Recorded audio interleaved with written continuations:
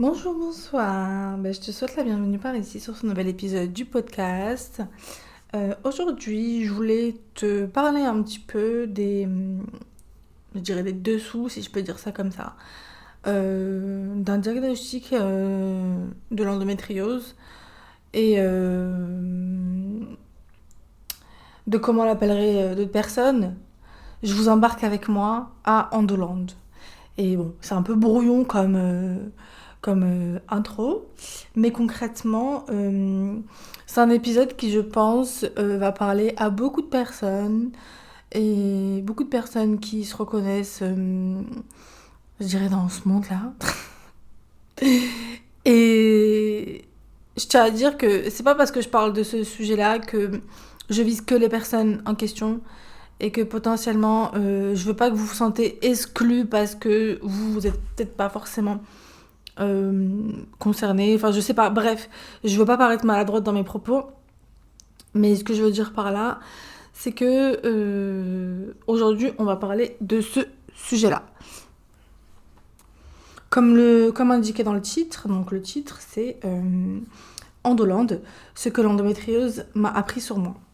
Donc c'est un sujet assez, je vais dire, je vais pas dire restreint, mais en disant qu'on fait l'entonnoir, ça va peut-être pas parler à tout le monde, mais que de par ce que ça peut engendrer, ça vous parlera peut-être. Voilà. Et comme tu l'auras compris, ça fait plusieurs fois que je fais des épisodes sur ce sujet-là, pas forcément spécifiques, mais il y en a quelques-uns où je parle beaucoup de ça. Et dans d'autres épisodes, je te l'évoque un petit peu. Et donc cette pathologie, qui est l'endométriose, l'adénomyose pour mon cas, elle fait partie de ma vie depuis maintenant plusieurs années. Et en fait, aujourd'hui, je voulais te partager un peu mon vécu par rapport à tout ça. Mais plutôt que de te donner la définition médicale ou des chiffres, comme j'avais pu le faire un petit peu dans les premiers épisodes, je vais plutôt te partager mon vécu, mon ressenti et le chemin que j'ai parcouru durant ces années-là. Et, euh, et voilà. Donc alors si tu es prêt ou prête à écouter cet épisode, je t'amène avec moi dans un monde que j'ai appris à connaître malgré moi, qui se nomme donc, comme le dit si bien Marie-Rose Gallès, Endoland. Voilà, je te remercie pour pour cette petite aparté. En tout cas, allons-y. Donc, pour te refaire un petit peu le topo, le diagnostic que j'ai eu de l'adénomiose, c'était en 2020, j'avais 24 ans. Aujourd'hui, j'en ai 29. Mais qu'on se le dise, à cette époque-là, j'étais vachement, je vais pas dire immature dans ma tête, c'est pas ça le mot, mais j'étais encore très jeune dans ma tête. Et j'étais restée bloquée à un âge qui est 21 ans. Voilà. Et c'est vrai que ce jour-là, lors du diagnostic, ça a été un véritable choc émotionnel. Vraiment, je te le partage dans mon autre épisode. Je t'explique que ça a été vraiment compliqué pour moi à gérer. Et, euh, et c'est vrai que heureusement que j'ai des personnes autour de moi qui ont été là pour moi et qui m'ont vraiment soutenue dans cette épreuve-là. Et qui ont vraiment fait comme, je vais pas dire un pont, mais qui m'ont vraiment aidé à tenir, sortir la tête de l'eau ou maintenir ma tête hors de l'eau. Et c'est vrai que c'était pas facile du tout. Pour te dire vraiment à quel point ça a été un choc pour moi, c'est qu'en fait, j'ai eu mon diagnostic le 20 juin. Le 20 juin, je me rappelle encore de la date, purée. Le 20 juin, et en l'espace de 2 semaines, juin, juillet, c'est ça, en l'espace de 2 semaines, j'ai perdu un peu plus que 2 semaines, pardon. J'ai perdu 12 kilos. 12 kilos, c'est-à-dire que j'arrivais plus à manger. J'étais vraiment dans un état assez, comment dire, je vais pas dire inquiétant, mais j'arrivais plus rien à manger. Et en plus, à ce moment-là, je testais des traitements pour essayer de calmer mes douleurs, mais en fait, ces traitements me donnaient la nausée. C'est-à-dire que tout ce que je mangeais, je le régurgitais. J'arrivais vraiment à rien avaler. La seule chose que je buvais, c'est de l'eau et quelques petits trucs par-ci par-là, mais c'est vrai que c'était très compliqué pour moi à ce moment-là.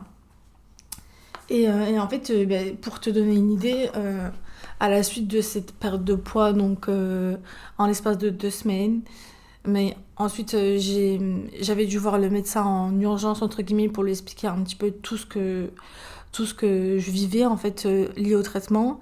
Et donc il m'a prescrit un autre traitement que je vais pas citer parce que je pense sincèrement que chaque traitement agit d'une certaine manière chez certaines personnes. Enfin, je trouve que c'est un sujet assez touchy pour moi. Et j'aime pas du tout cette idée de se comparer avec tel ou tel traitement que tu as testé ou tel truc que tu as fait dans ta vie qui a fait que ça marche sur toi. C'est propre à chacun pour moi. Donc voilà un petit aparté sur ce thème-là.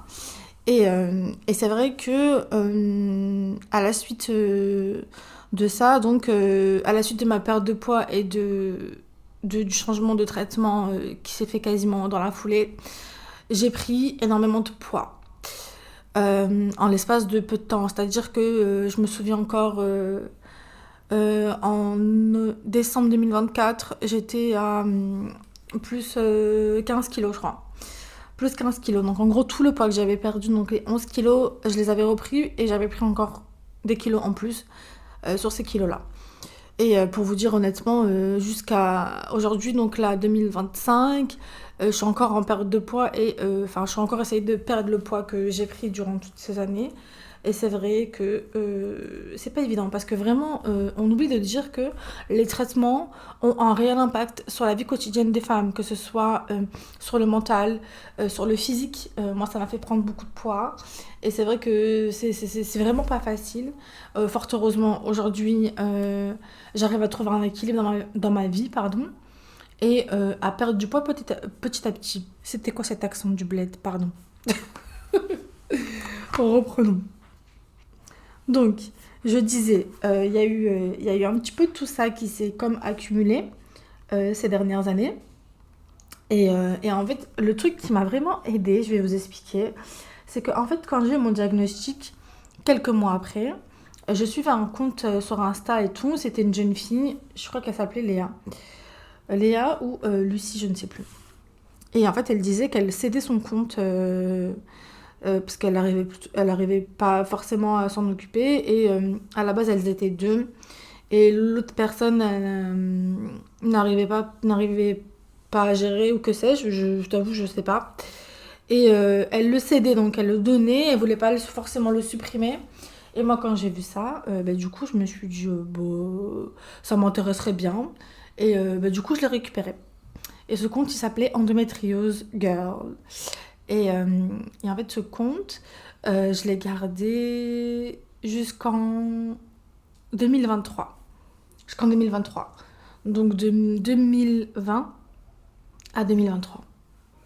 Et c'est comme ça que doucement, je suis rentrée dans cette sphère-là. Donc j'y étais déjà un petit peu de par mon diagnostic. Et je suis vraiment rentrée dans le dur quand j'ai découvert tout ce qui se disait sur les réseaux sociaux de par les thèmes liés à l'endométriose. Et, euh, et j'ai appris beaucoup de choses, j'ai rencontré beaucoup de personnes aussi, euh, de par, euh, de par donc, les réseaux sociaux. Et c'est vrai que on a beaucoup échangé sur pas mal de sujets. Et c'est vrai que j'ai remarqué qu'on a vraiment chacune, honnêtement, des parcours similaires avec une errance diagnostique qui est juste affolante et une incompréhension de la part des médecins à toujours vouloir nous foutre sous traitement. Parce que c'est pas ça qui résout toujours tout, les traitements. Dans le sens où il y a. C'est vrai que le premier truc qu'on fait, c'est ça. Et ok, bon, ça peut aider, ça peut ci, ça peut ça. Why not? Et moi, je vous dis honnêtement, comme je vous l'ai déjà dit à plusieurs reprises, pour ma part, ça n'a pas été un grand succès, les traitements. Et, euh, et c'est vrai que lorsque j'ai eu mon diagnostic, l'après-diagnostic a été vraiment dur. J'ai vraiment eu une période comme une période de dépression qui a duré vraiment 1 an, où ça a été vraiment, vraiment pas facile et j'arrivais vraiment pas à trouver de boulot. C'est rajouter à ça les douleurs neuropathiques et mes allers-retours à l'hôpital au sein de la douleur en 2021. Donc ma vie, c'était vraiment ça. C'était aller à l'hôpital une fois par mois et puis ensuite aller chez le kiné au moins 3 ou 4 fois par semaine. J'ai retrouvé un bullet journal que j'avais fait avec tous mes rendez-vous et je vous jure, c'est affolant le nombre de rendez-vous que j'avais sur toute l'année 2021, 2022. 2021, ouais, c'est ça. Ah, mais c'était le calendrier 2021-2022. Mais j'en avais un calendrier 2021. Oui, c'est ça, 2021-2022, pardon. Excusez-moi, je me perds dans mes dates. Et c'est vrai que j'avais énormément de rendez-vous. Et c'est vrai que une fois qu'on a le diagnostic, en fait, les médecins nous laissent un peu comme ça. C'est-à-dire que une personne qui a un diagnostic d'une maladie grave, on va essayer de lui faire suivre lui faire voir entre guillemets des psychologues ou l'inciter à avoir des psychologues, que ce soit en milieu hospitalier ou non. Sauf que quand on parle de diagnostic d'endométriose ou de pathologies qui ne sont pas entre guillemets catégorisées comme mortelles, graves, même si c'est pas aussi binaire que ça, et il y a des patientes qui ont une endométriose qui ont failli y laisser leur vie. Voilà, je pose ça là. Euh, mais c'est vrai qu'on minimise beaucoup le suivi psychologique post-diagnostic. Et je trouve que c'est hyper important de nos jours, honnêtement en 2025, de pousser les patientes à avoir un psychologue, un psychiatre, pour justement avoir un suivi. Parce qu'il y a des patientes qui, honnêtement, font des dépressions sévères durant des années. Et honnêtement, je pense que ça a été mon cas. Moi, j'ai été en dépression de 2020. Ouais, c'est ça, de 2020 à 2022, 2023, par là. Et c'est vrai que il y a des phases up and down. Il y a des moments où ça va un peu mieux. Mais c'est vrai que on, on est un peu laissé comme ça, malheureusement, je dirais à l'abandon. Et c'est vrai que les kinés, pardon, les gynécos, j'allais dire kiné et j'ai pensé kiné. Non, j'allais dire gynéco, pardon. J'allais dire gynéco, mais comme je pensais kiné, j'ai dit kiné à la place. Et c'est vrai que les gynécos ont peut-être un peu du mal ou n'ont peut-être pas encore conscientisé ce pan-là. Mais je pense qu'il faudrait vraiment en parler parce que c'est hyper important. Une fois qu'on a un diagnostic d'une maladie, peu importe, hein, que ce soit une endométriose, un syndrome des ovaires polykystiques, d'autres pathologies que j'ai pas forcément le nom en tête là comme ça, un cancer autre, bah, faites en sorte qu'on voit un psy en fait. Ne nous laissez pas comme ça dans notre douleur, dans nos angoisses et à nous dire mais madame, vous savez c'est rien, on n'en meurt pas de nos jours. Quoi? Non, ça c'est mort en fait. Faut arrêter de dire des trucs comme ça, s'il vous plaît. Petit aparté. Et, euh, et c'est vrai que lorsqu'on a une endométriose ou des maladies chroniques ou autres, il y a la douleur invisible, donc la douleur psychique que ça engendre en nous, et la douleur aussi physique, donc les douleurs chroniques, le fait d'avoir du mal à marcher, les douleurs liées au rapport aussi, parce que ça fait beaucoup parler dernièrement. Et c'est vrai que ça, on le minimise beaucoup. Le fait aussi qu'il y a des personnes, donc il y a des femmes qui sont diagnostiquées d'une endométriose à la suite d'une infertilité, donc qui n'ont jamais eu de symptômes et qui un jour finissent par aller voir un gynécologue qui leur fait faire des examens un petit peu plus poussés, une opération ou autre, et qui par la suite se voit avoir un diagnostic d'endométriose, d'adénomiose. Et tout ça, c'est pas à prendre à la légère à mon sens. Et, et il faut aussi le prendre en considération. Donc c'est vrai que lorsque j'ai eu mon diagnostic, la question qui m'est venue, c'est quoi encore ce truc? Mais en fait, pour vous dire honnêtement, je savais ce que c'était sans trop le savoir parce que, je vous explique, dans ma famille, j'ai une de mes tantes qui est atteinte d'endométriose et qui a eu un parcours vraiment assez compliqué. qui a subi des opérations à répétition et qui s'est retrouvée dans un parcours d'infertilité durant des années et qui a donc adopté son petit garçon 10 ans plus tard, après l'opération. Et c'est vrai que je le savais sans trop le savoir. Et c'est vrai que à ce moment-là, je m'étais jamais vraiment... euh, comment dire euh, poser la question de savoir qu'est-ce que c'était que l'endométriose, qu'est-ce que ça pouvait engendrer dans le corps. Je me suis réellement posé la question au moment où j'ai eu le diagnostic. Et j'aurais peut-être pas dû faire ça. J'aurais peut-être dû agir autrement, mais c'est ce que j'ai fait à ce moment-là, parce que je pense que c'est ce qui m'a peut-être aidé à... je vais pas dire aller mieux, non, c'est pas ça le mot. Mais à ce moment-là, c'était ce qui m'aidait de pas savoir en fait. Je voulais pas savoir. Et c'est vrai que j'étais un petit peu, je pense, dans le déni. Voilà, je vous le dis. Je pense qu'il y avait aussi cette forme de déni. Et c'est vrai que la douleur donc, physique, donc liée aux douleurs neuropathiques et même la douleur en général, en fait, on m'a expliqué qu'il s'agissait d'un dérèglement du système nerveux central, surtout pardon, dans le cas des douleurs neuropathiques, et que le corps, en fait, à force d'avoir mal, apprend la douleur. Donc, il connaît la douleur. Et c'est vrai que ça, c'est pas toujours facile à vivre. C'est vrai que lorsqu'on a des douleurs neuropathiques, c'est une douleur qui est vraiment en continu tout le temps. Donc le cerveau il continue d'envoyer des signaux alors qu'il n'y a absolument rien. C'est-à-dire qu'il ne se passe rien dans votre corps. Aux imageries, on ne voit rien. Mais le cerveau envoie au fait des douleurs. Ça fait des sensations de type décharge électrique, fourmillement dans les jambes, sciatique intense. Je ne peux même pas vous expliquer la douleur que c'est.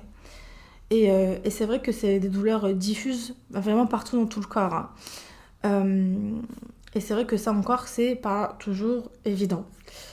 Et je dirais qu'après le diagnostic, je dirais vient la chute.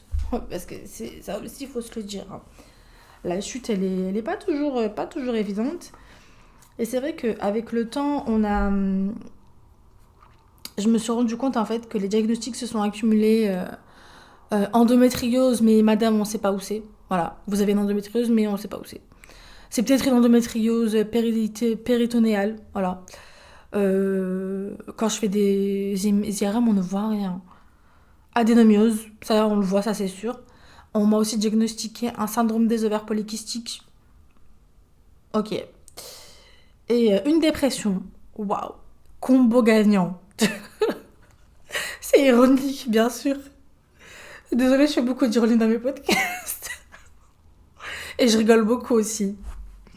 Et c'est vrai que euh, quand j'ai eu tous ces diagnostics, ça m'a vraiment mis un coup au moral et je naviguais vraiment entre des hauts très hauts, pardon, et des bas très bas. Et c'est vrai que ça, c'était pas forcément toujours facile. Et malgré tout, bon, j'ai continué d'avancer du mieux que je pouvais, grâce aux réseaux sociaux, bien sûr, parce que ça m'a beaucoup aidé. Grâce à toutes les femmes que j'ai rencontrées incroyables. Voilà, si vous vous reconnaissez, n'hésitez pas à me laisser un petit commentaire. Et c'est vrai que certaines, elles sont devenues des amies. Très chères à mon cœur. Si vous passez par là, je vous envoie plein, plein, plein, plein d'amour. Voilà. Et soyons honnêtes, c'est vrai que Instagram, c'est peut-être pas forcément la vraie vie. Mais honnêtement, ça aide beaucoup. Je vous avoue qu'il y avait des moments où je souriais en story, alors qu'il m'est arrivé d'être en réalité profondément triste. Et en fait, pendant ces moments-là, en fait, je portais ma douleur, et peut-être parfois celle des autres, celle de mon entourage. Et c'est vrai que dans ce monde qu'est l'Endoland, bien sûr, je me suis peut-être un petit peu perdue peu à peu. Et ma santé, elle en a pris un gros coup.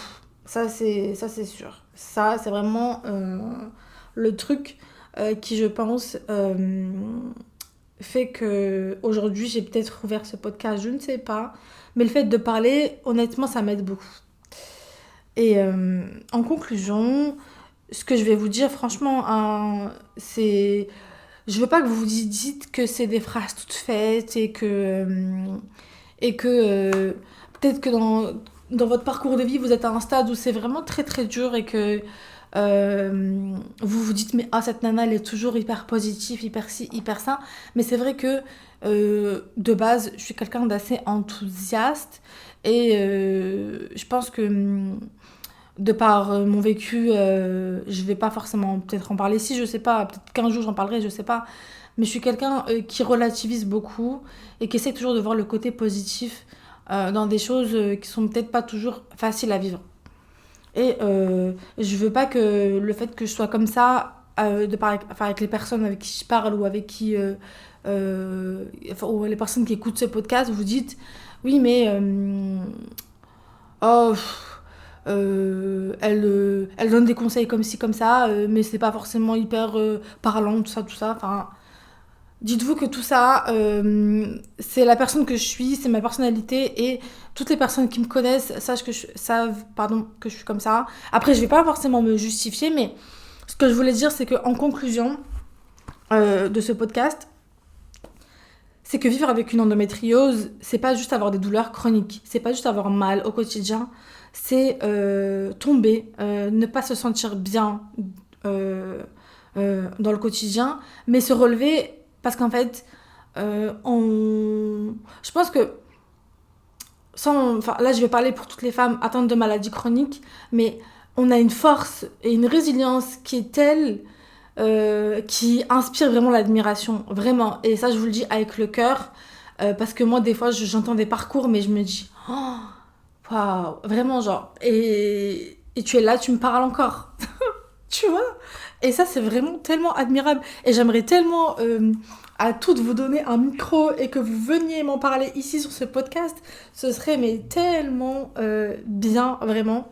Parce que y a tellement de parcours différents, il y a tellement d'histoires différentes qu'on a envie de toutes vous entendre. Tous et toutes, pardon, vous entendre. Parce que messieurs ne sont pas en reste. Messieurs sont là aussi pour nous. Et c'est vrai que je trouve que c'est hyper important. Voilà. Et donc, tout ça pour dire que quand je repense à la moi de 2020 et que je me regarde aujourd'hui en 2025, je me dis mais waouh, en fait, t'en as fait du chemin, Anissa. Depuis 5 ans, t'as fait plein de choses. Pour vous dire, j'ai fait 3 podcasts, là c'est le 3e. Les 2 derniers, je les avais supprimés. Mais là, je sens que c'est quelque chose qui doit rester et qui va rester. Voilà. Donc, la petite conclusion, le petit mot de la fin. Je vous ai pas fait de trucs hyper longs. J'espère que c'est pas trop long. Je vois pas le timing sur mon enregistreur de podcast. Mais en tout cas, si jamais tu as apprécié ce podcast, cet épisode, je te remercie d'avoir pris le temps de l'écouter. Et si tu t'es reconnu dans ces mots, sache que tu n'es pas seule. Encore une fois, comme à chaque fin d'épisode. Et en tout cas, j'espère que tu vas bien, que de nouveau tes fêtes, elles se passent bien. Si tu as déjà passé les fêtes, que ta préparation du nouvel an se passe bien. Et je te dis à très bientôt pour le prochain épisode du podcast. Et on se retrouve sur Instagram, sur le même nom que le podcast, donc le journal d'Anissa. Et je te dis à très bientôt. Prends soin de toi. Bye.